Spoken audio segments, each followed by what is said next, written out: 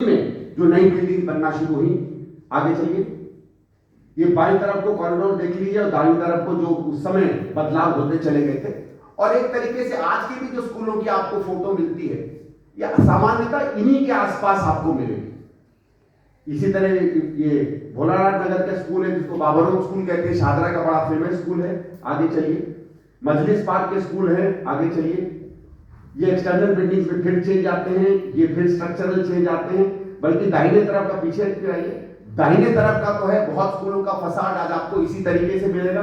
आगे चलिए, मंडावली के स्कूल। आगे चलिए, आगे चलिए, ये है जो लेबोरेटरीज जो बाईं तरफ से दाहिनी तरफ चेंज होती थी। आजकल आपने देखा होगा बच्चों के ऊपर वो केमिस्ट्री के लैब टेक्नीशियन का कोट पहनाकर वो केमिस्ट्री लैब करते। मैंने भी अपने समय में केमिस्ट्री लैब किया था, मैं कभी कोट नहीं पहनता था, पर चलिए उसको अगर आपने फैंसी दिखाना हो तो आप कोट भी दिखा सकते हैं। आगे चलिए और आगे चलिए, ये स्टेयरकेस से तो इंप्रूवमेंट था। और आगे चलिए, और ये है दाहिने तरफ जिस तरीके के नए कमरे बने थे।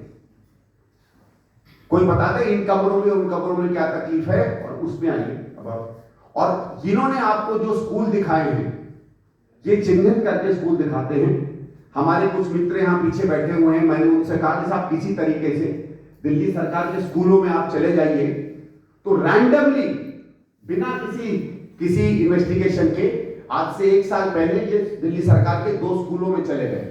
उनकी तस्वीरें आप देख लीजिए, ये वो स्कूल है जो वर्तमान में दिल्ली सरकार के हैं। पूरी दिखाइए जितनी फोटोग्राफ्स है। आगे और फोटोग्राफ और दिखा लीजिएगा, और भी इनके पास पर। ये मैं सिर्फ ये दर्शाना चाहता हूं कि पूरा का पूरा इनका जो क्लेम एजुकेशन में और हेल्थ में है वो केवल इश्तहारबाजी है। हकीकत में इन्होंने काम किया है, लेकिन उतना ही काम किया है जिससे बहुत ज्यादा काम इसके पहले की सरकार करती थी। पहले की सरकार अगर माउंट एवरेस्ट के 10 फीट नीचे तक पहुंच गई थी तो ये केवल आखिरी की 10 से 5 फीट जो है उसके ऊपर चढ़े हैं। इनका काम न शिक्षा में, न स्वास्थ्य में, न ट्रांसपोर्ट में, न एनवायरमेंट में, न किसी और मूलभूत सुविधा में, न सुएज ट्रीटमेंट में। ड्रिंकिंग वाटर की मैं बता देता हूं, जब कांग्रेस की सरकार हारी थी तो दिल्ली में 920 एमजीडी पानी आया करता था। 920 एमजीडी का वाटर ट्रीटमेंट प्लांट्स बने थे। अब आप मानिएगा कि आबादी बढ़ रही है, 920 में कुछ तो इजाफा होगा, आज 940 है। 20 एमजीडी बढ़ा है, और वो केवल वो क्यों? क्योंकि कुछ सुएज ट्रीटमेंट प्लांट्स कंप्लीट हुए हैं जो पिछले समय के चल रहे थे, और कुछ रेनी वेल्स, ग्राउंड वाटर के वेल्स, इन्होंने उसमें डिगिंग करना शुरू कर दिया है। मैं फिर से विनम्रता से कहता हूं, कभी मौका दीजिए, इन लोगों को बगल में बिठाइए और दिल्ली का क्या मॉडल है उस मॉडल की हम चर्चा कर लेते हैं। और लास्ट में बिजली या एनर्जी की उस बात पर आता हूं जिसका ये बार बार कहते हैं। तो मैं आप लोगों से निवेदन करूंगा कि दिल्ली सरकार की बिजली की जो वेबसाइट है उसी पर आप चले जाइए। ये वेबसाइट का पहला कागज है, और वेबसाइट के कागज के मैं पहले पैराग्राफ थोड़ा सा पढ़ना चाहूंगा। हो सकता है केजरीवाल साहब को पता ना हो कि उनकी खुद सरकार क्या कह रही है या किसी जी को। ये वेबसाइट कहती है, जिसमें मनीष सिसोदिया जी की फोटो है, उसको सुन लीजिए। ऑन जुलाई 2002 दिल्ली विद्युत board was unbundled into 6 successor companies. Government of NCT of Delhi handed over the management. Reforms in power sector of capital city in 2002 have been a great success and became a showcase model in the country, and many states have followed the Delhi model in their reforms. Reforms in power sector, the load shedding has been reduced from 4.9% उस समय to 0.55%। ये 18-19 का है, वो actually में घट के हट गया था, आ गया था टू 0.65 और समथिंग शीला जी के समय में। Delhi is the first case in the country to prepare islanding scheme to meet the essential and critical load in case of crisis due to grid collapse। और ये आइलैंडिंग का काम 2012 में शुरू हुआ था। हमारे सीनियर मित्रों को पता होगा, एक बार आपको याद है पूरे हिंदुस्तान में बिजली कट गई थी क्योंकि दिल्ली की आइलैंडिंग नहीं हुई थी। उसी के बाद ये स्कीम चालू हुई थी। और क्रिटिकल लाइन इसकी ये है, privatisation of discoms according to SBI caps of October 2012, यानी 10 सालों के अंदर में 2002 से 2012 के बीच में has resulted in significant savings for Delhi government. The state government has been able to save 30,000 crores over the past 10 years. सालाना 3,000 करोड़ की सेविंग और 2,500 करोड़ की सब्सिडी जो आज ये दे रहे हैं।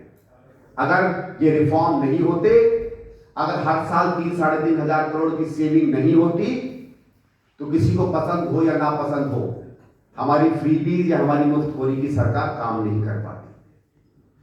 आपने सस्ता दिया, स्वागत है, आपने लोगों को राहत दी, ठीक है, लेकिन राहत आप तब दे पाए जब वो रिफॉर्म जिसको आप रोज गाली देते थे, वो सो कॉल्ड सांठगांठ दिल्ली सरकार में प्राइवेट कंपनीज में जिसकी आप बात किया करते थे, अगर वो हुआ तो आप वो काम आज कर पाए हैं जो काम आप अदरवाइज बिल्कुल नहीं कर पाते।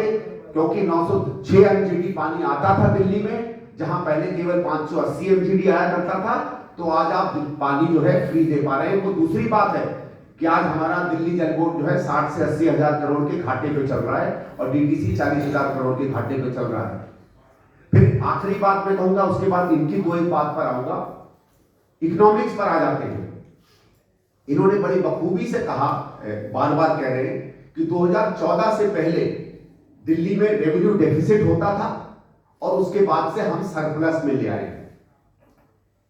मैं अपना डेटा नहीं, दिल्ली सरकार का डेटा नहीं, रिजर्व बैंक ऑफ इंडिया का डेटा कंपेयर करता हूं। रिजर्व बैंक ऑफ इंडिया के डेटे को अगर आप देख लें तो दिल्ली में 1999 के बाद एक भी साल रेवेन्यू डेफिसिट नहीं रहा है। मुख्यमंत्री इतना सफेद झूठ क्यों बोलते हैं, मेरे समझ से परे। आप कह देते हैं हमने कोई डेफिसिट कम किया, ज्यादा किया, जबकि कम नहीं हुआ है। एवरी डेफिसिट की सीमा बढ़ेगी, जब बजट बढ़ेगा तो उसका टोटल अमाउंट भी बढ़ेगा। लेकिन रेवेन्यू डेफिसिट एक साल भी डेफिसिट जो है वो गलत नहीं किया, हर समय पॉजिटिव में रहा। और अगर आप उस टेबल को देखेंगे, मैं आपको टेबल दूंगा, तो रेवेन्यू डेफिसिट नीचे नेगेटिव में दिखाया जाएगा, तो उसको उल्टा मत समझ लीजिएगा। डेफिसिट अगर नेगेटिव में होता है तो इसका मतलब है पॉजिटिव है, तो माइनस माइनस पॉजिटिव में होकर जाता है। और केजरीवाल जी, आपसे मैं आखिरी सवाल आपकी परफॉर्मेंस में पूछता हूं। आपने कहा कि आप ईमानदार सरकार, कट्टर ईमानदार शब्द इस्तेमाल करते हैं ना, और उन्होंने कई बार कहा कि जब से मैं आया हूं हमारा टैक्स बढ़ गया है। मैंने केवल सामान्य और ये सरकारी आंकड़े लिए, मैंने आरबीआई से आंकड़े लिए जो उनकी स्टेट ऑफ इकोनॉमी रिपोर्ट में आते हैं। हर राज्य का तथाकथित सबसे ओरिजिनल डेटा बजट का आरबीआई छापती है, जो कंपैरेटिव डेटा होता है, और इसमें वो जो रिवाइज्ड और बजट एस्टिमेट्स है उसकी जगह असली एस्टिमेट। तो मैंने 2004 से 14 के बीच में टैक्स का ग्रोथ लिया और उसके बाद 2015 से लेके 2023-24 का लिया। और याद करिए, इसके बाद जीएसटी आता है, जिसके बाद हर राज्य का टैक्सेशन बहुत अच्छा बेहतर कलेक्शन होने लगता है। तो जिस स्पीड से 4 और 14 के बीच में टैक्सेशन बढ़ता है, जो ओन टैक्स रेवेन्यू है सरकार के, भारत सरकार की कंट्रीब्यूशन हटा दीजिए, इसको स्टेट का ओन टैक्स रेवेन्यू कहा जाता है, अगर उसी स्पीड से बढ़ता तो पिछले 8-9 सालों में 1,84,000 करोड़ ज्यादा टैक्स दिल्ली में इकट्ठा होता। केजरीवाल की मिसमैनेजमेंट ने दिल्ली को 1.84 लाख करोड़ का रेवेन्यू लॉस दिया है। ये मेरे आंकड़े नहीं है, मैं आपको ओरिजिनल डेटा भेज सकता हूं, कैलकुलेशन भेज सकता हूं। आपको लगे मेरे कैलकुलेशन में गलती है, आपके पास स्टैटिस्टिशियन इकोनॉमिस्ट होंगे, आप स्वयं चेक कर लीजिएगा। और जो सरकार 10 साल में 1,84,000 करोड़ का घाटा करती है टैक्स कलेक्शन में, वो ईमानदार है, या वो सरकार जो इतना पैसा इकट्ठा कर पाती वो ईमानदार है? और इसके बाद मैं बस छोटी सी 2 चीजें आपको दिखाना चाहता हूं जो सीएजी रिपोर्ट्स मुझे मिली, क्योंकि उसमें सबसे ज्यादा चर्चा, बहुत सी है मेरे पास रिपोर्ट्स, लेकिन जो सबसे ज्यादा चर्चा सीएजी रिपोर्ट की होती है, शीश महल की, उसमें जरा इसको बड़ा करिएगा। आप एक लाइन इसमें देख लीजिए, सबसे ऊपर से मैं पढ़ता हूं।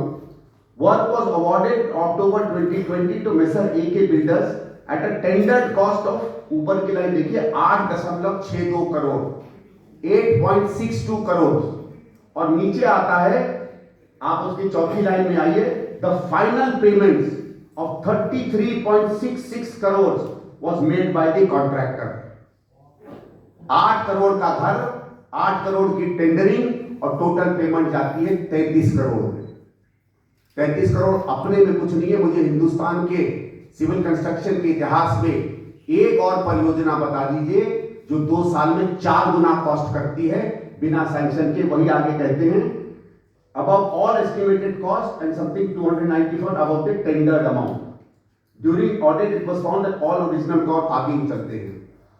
और इस शीश महल में क्या था, ठीक है आप लगा लीजिए, आपने सबने देखा होगा टेलीविजन थे, आपने सबने देखा होगा एयर कंडीशनर थे, लेकिन मैं तब थोड़ा आश्चर्यचकित हो गया कि लिस्टिंग में पढ़ते पढ़ते मैंने एक ऐसा शब्द पढ़ा जिससे मुझे जिस कारण से मनीष सिसोदिया जी जेल में थे और जिस कारण से ये स्वयं जेल में थे, वो कारण मुझे याद आ गया।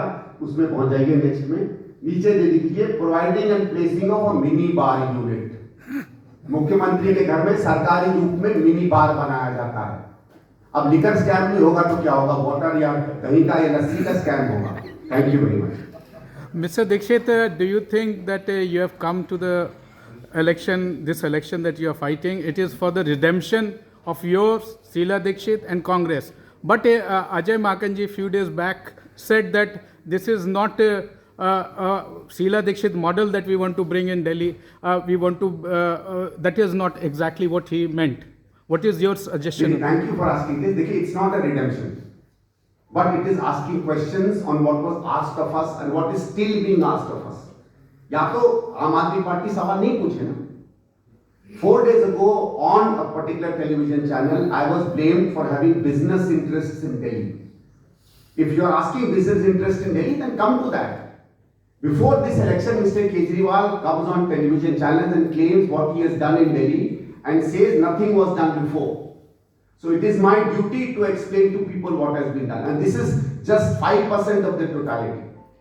तो हमारा ये कि अगर आप आंकड़े गलत कहते हैं तो आंकड़े तो हमें देने पड़ेंगे, and if figures are better during Mrs. Dixit's regime, it's just bad luck for Aam Aadmi Party, and it is not Sheila Ji's regime, it is Congress's regime. And when we are going in for elections, we want to tell people with confidence कि हमने किया है, हम कर सकते हैं। You also talked about 1.8 lakh crore of tax that could be generated till this year. But you have not talked about, does this include, just for clarification, does this include the deficits that are being seen in the Bijli department, in the transport department, in the water department? No, वो नहीं। अगर so वो होता तो और भी हालत खराब होती, because see revenue is not. Can you give them number? The numbers are with me. The exact number of the losses of DJP and DTC are with me. I can provide that to you. Unfortunately, as I said, since there are so many papers, I don't want to confuse you too much with numbers. But ये भी है, जब सरकार कहती है कि हम deficit में नहीं जा रहे हैं, उसमें अगर आप पहले क्या होता था, most economists will know, all governments included losses of public sector units in their budgets.